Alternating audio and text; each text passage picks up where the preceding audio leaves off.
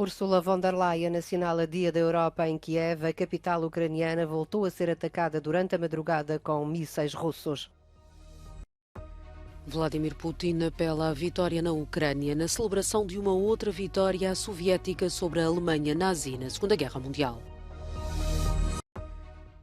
Sérvios exigem demissões no governo e o encerramento de médias controlados pelo Estado após os tiroteios da semana passada. Incêndios devastadores no Canadá. Em Alberta, mais de 400 mil hectares de floresta já foram consumidos pelas chamas.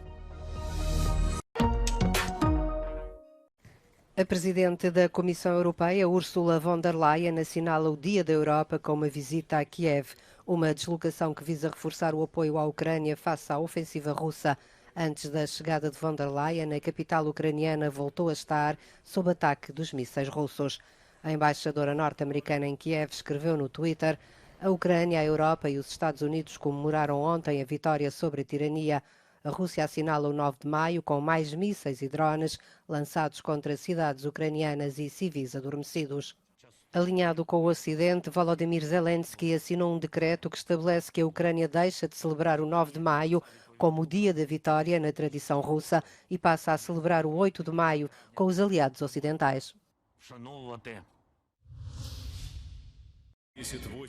No 78º aniversário da vitória soviética sobre a Alemanha nazi na Segunda Guerra Mundial, Vladimir Putin apelou à vitória na Ucrânia. Na visão do chefe de Estado russo, o seu país é uma vítima da atual guerra contra o país vizinho, que invadiu em fevereiro de 2022. Сегодня цивилизация вновь находится на решающем переломном рубеже. Против нашей Родины вновь развязана настоящая война. Но мы дали отпор международному терроризму, защитим и жителей Донбасса, обеспечим свою безопасность. Putin pediu mesmo um minuto de silêncio em memória dos filhos, pais e avós mortos nesta guerra e frisou a importância de ter presentes na capital russa líderes do antigo bloco soviético. As Nações Unidas confirmam que mais de 8.700 civis morreram desde o início da invasão russa da Ucrânia, mas estima-se que os números reais sejam consideravelmente mais elevados.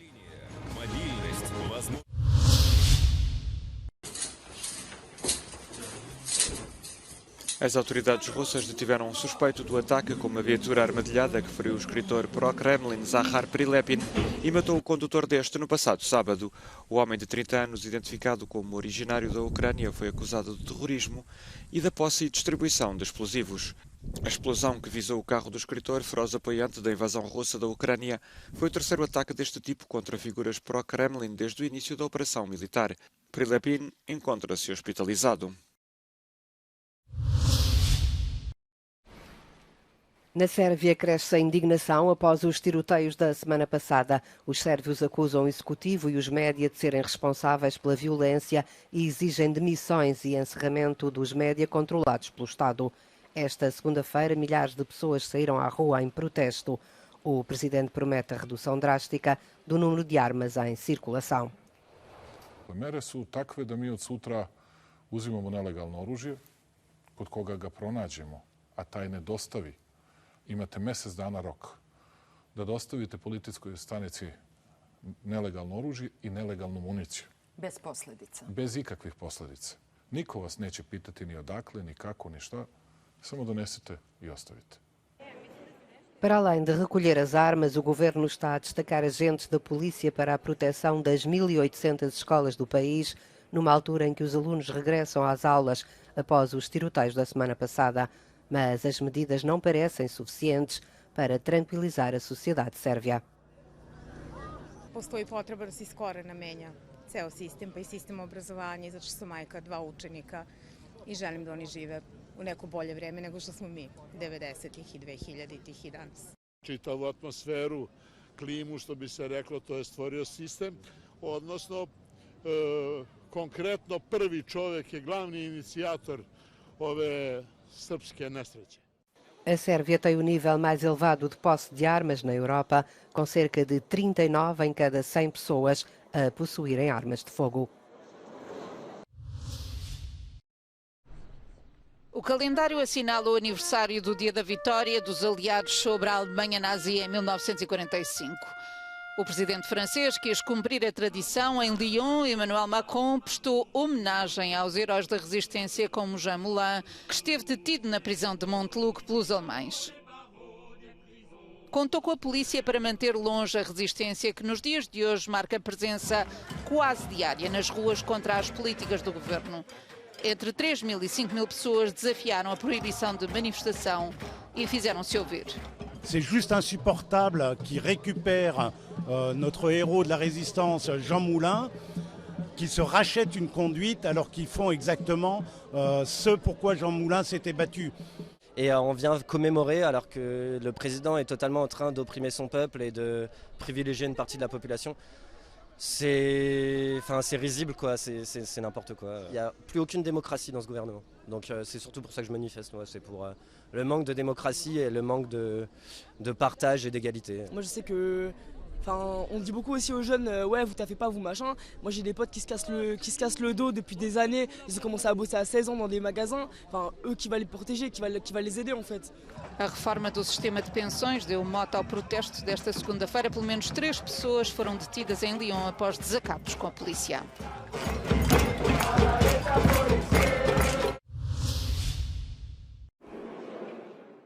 Escândalos, incoerência e suspeitas de clientelismo na Alemanha, os verdes estão sob fogo cerrado da oposição e da opinião pública. Robert Habeck, o ministro da Economia, foi alvo de acusações de nepotismo, em causa um emprego que o número 2 do gabinete, o secretário de Estado, Patrick Greichen, deu a um amigo próximo. No meio das críticas da oposição, Habeck e Greichen reconhecem que houve um erro de forma, mas não de substância. Nas redes sociais, o líder da oposição conservadora considerou que o clientelismo pode ser corrigido, mas que os danos causados ao país não desaparecem rapidamente.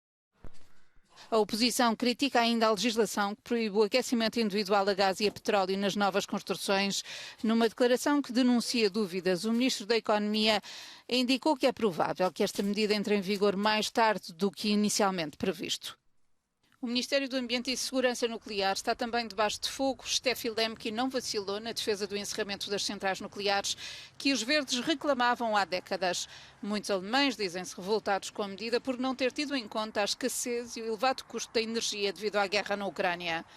Uma medida que afirmam contrasta com a exploração da mina de carvão autorizada pelo executivo alemão, num gesto que também não agradou às bases ideológicas dos verdes. As sondagens revelam que se as eleições se realizassem hoje, os verdes teriam cerca de 16% dos votos e poderiam ceder a terceira posição no espectro político alemão à AfD de extrema-direita. A região oeste do Canadá continua a ser desafiada por fogos devastadores. Cerca de uma centena de incêndios florestais permaneciam ativos só em Alberta, com 25 deles ainda fora de controlo, de acordo com as autoridades. When I spoke with the Prime Minister today, he said the Canadian Armed Forces will be deployed, and it's a matter of getting the incident command team that Mike was just talking about to determine the best way to integrate them within the teams. Dezenas de milhares de pessoas foram obrigadas a abandonar as suas casas quando 400.000 hectares de floresta já arderam em menos de uma semana. Alberta tem vivido uma primavera quente e seca. As autoridades esperam que a chegada de temperaturas mais amenas e alguma chuva ajude a controlar a situação, mas pensa-se que os incêndios vão continuar durante vários meses. São imagens de uma dramática operação de resgate no Quênia com um final feliz. O piloto e copiloto de um helicóptero conseguiram resgatar o condutor de um caminhão encurralado pelas águas do rio Sabaki. O caminhão cisterna carregado com combustível tinha sido apanhado por uma inundação repentina que o virou de lado e deixou o condutor sem solução para escapar. O homem esteve várias horas encurralado até chegar o helicóptero que, através de uma complicada manobra, permitiu o salvamento.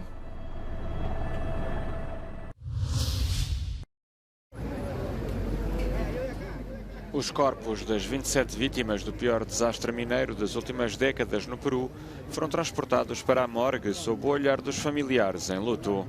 Investigações preliminares indicam que um curto-circuito terá estado na origem da explosão e incêndio na mina de ouro de Yanaquiwa, na região de Arequipa, no sul do país.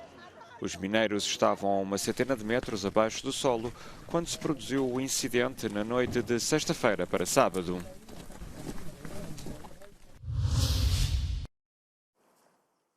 É uma fórmula antiga, mas bastante popular para os telespectadores suecos. Imagens em direto, não editadas, da vida selvagem. Hora a hora, dia a dia, semana atrás de semana. Este conceito de slow TV contrasta com os vídeos cheios de estímulos das redes sociais. Mas prende a atenção. Sometimes we get very excited when you see one or two moose, like, oh yeah, moose! Have you seen it? Do you remember? You called me. You're like, oh, yeah, we watched it. It feels so exciting. I don't know why. Yeah. Feels like, because it's not directed, it feels like more real. Um dos fenómenos com mais audiência é a migração dos alces. 30 câmaras colocadas em diferentes áreas de passagem registram um fenómeno que atrai muitos suecos. And I think that it's not only the moose, which is a fascinating animal, but it's the whole concept of sitting, watching, nothing happens for hours and hours. And I think that could be quite healthy for more people than us. Para muitos suecos, observar a natureza, ainda que através da televisão, tem um efeito calmante, quase medicinal, diante da agitação da vida moderna.